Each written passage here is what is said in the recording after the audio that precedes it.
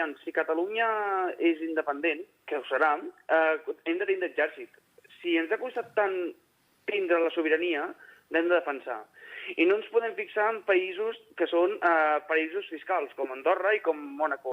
Tu abans has parlat de que potser, Ignacio, de que podíem tindre un model que no inclogués un exèrcit i que tingués un model de defensa, una política de defensa compartida.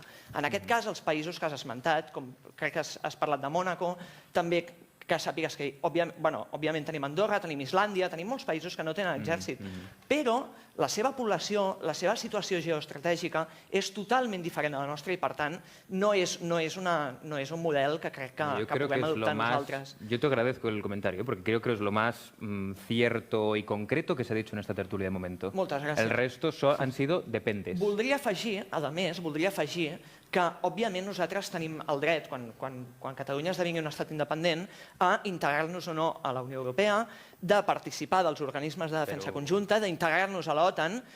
Òbviament, Espanya tindrà dret a veto, l'OTAN pot passar-s'ho pel forro també, però el fet de... ¿Es un debate abierto integrarse en la Unión Europea?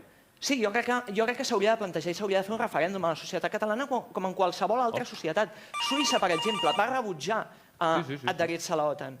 I qualsevol país democràtic ha de tindre aquest tipus de debats. Més que res perquè impliquen directament a la població.